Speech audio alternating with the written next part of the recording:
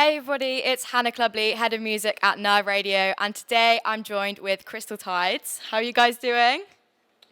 Excellent.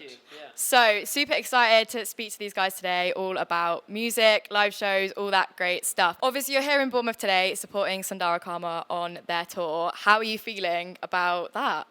Yeah, really excited. We played with them last night in Southampton and it was a really good show, so we're hoping tonight tops it. Are there any songs in particular that you're looking forward to playing? Is there a fan favourite? We always get the crowd to sing along with one of our songs called Headcase. So yeah, excited to see how the Bournemouth crowd react tonight. Now, talking of live shows, you've just come off a run of shows with Tom A. Smith as well. How were they? I bet that was a lot of fun. Any cool memories from that tour that you can share with us? Yeah, I actually got to go and on the last date in Guildford, I got to play one of Tom's songs with him on stage. So that was really nice. It was quite good actually playing with some good musicians for once. So it was really nice. That's cool. I've interviewed Tom before actually, and he's he's a cool guy. So you guys better watch out. Maybe he's coming for a spot in the band. Well, I'll be joining. I'll give up Martin.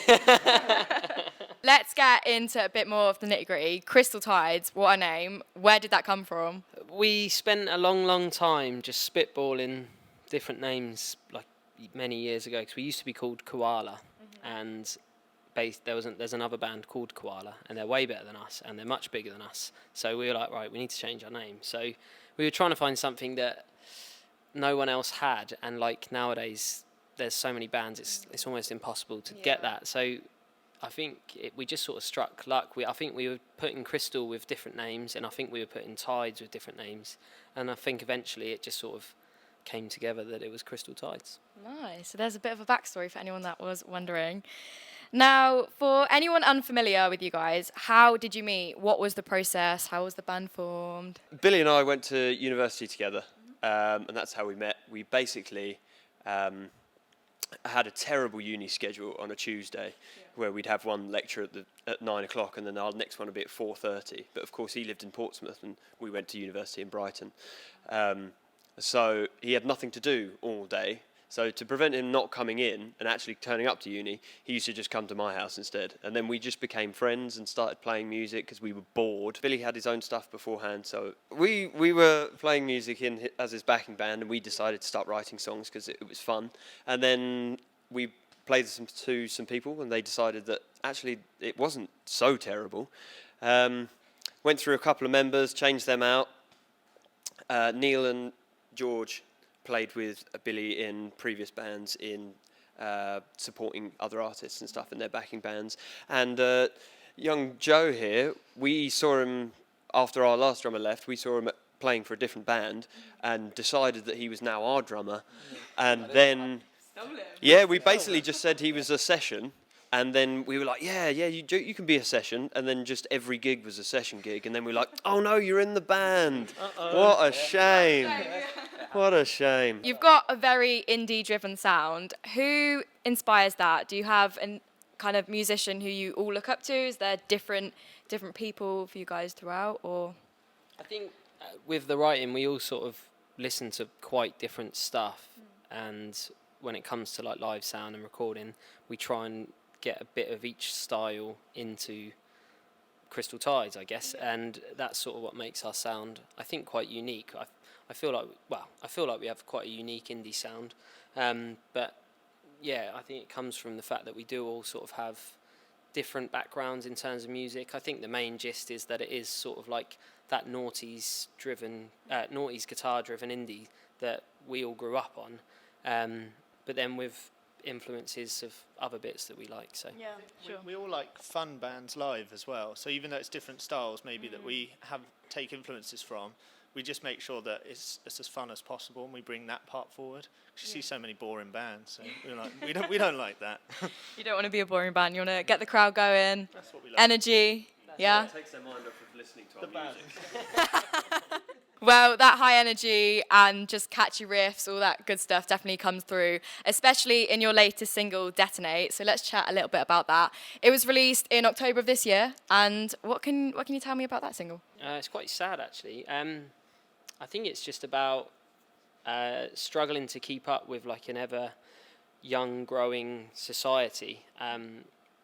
that was sort of, yeah, it was just not feeling like yourself and putting yourself through it, like just beating yourself up all the time, trying to pick yourself back up, and just struggling with the way life is, I guess, now. I guess we're all getting a bit older than we were 10 years ago when we started. Well, longer than that for Neil. He's actually 52. But, yeah, so... Someone's got to be. Yeah. So it was just sort of trying to get that point across, that the struggle of getting older, I guess, and how we handle it. Do you find it quite helpful to kind of put things into songs and get messages across, and you can almost put your emotions into songs? Do you think your fans connect with that? A lot of the time, do you get people come and speak to you about your tracks, or? Yeah, sometimes. I like to, as long as if it makes them feel something, even if it's not what we originally intended it to be about, then great. If they can link whatever emotion they're feeling to it, and they're like, oh yeah, it made me think of X, Y, and Z, then yeah, really, really good. I think there was a guy actually last night. He hadn't seen us in Southampton, and he came up to the merch stand. He said, I'm here with my ex-girlfriend. We broke up 4 days ago. And he said, but luckily your music just got me through tonight. And because he said it was really, really nice, and he said it made me feel a lot better. And I was like, cool, good luck to you, spending the rest of the night with your ex-girlfriend. But it's a nice feeling, yeah. Yeah, I bet stories like that and speaking to people like that is quite rewarding as well, isn't it? Yeah. Let's talk about the future. You've just been announced to play Victorious Festival, which is super exciting. I know it's a while off yet, but it will come around quicker than we all think. How are you feeling being back on stage, festival season? Yeah, we can't wait. I think especially playing a hometown festival is incredible. And we always love the crowd and Victorious. It's such a great festival. So yeah, really, really can't wait. Now, talking of the future, do you have any other plans for next year that you can share with us? Or is everything under wraps, top secret? There's definitely new music coming out. As to when, we're not really sure yet, but there is definitely new music coming. Hoping to hit a lot of festivals next year, sort of as many as we can, but it's great that we got the Victorious one straight out the bat. We have got a big headline show in Portsmouth, our hometown.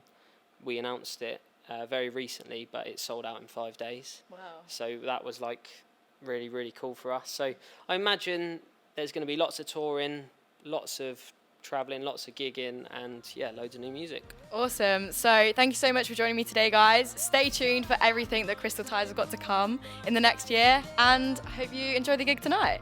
Thank you.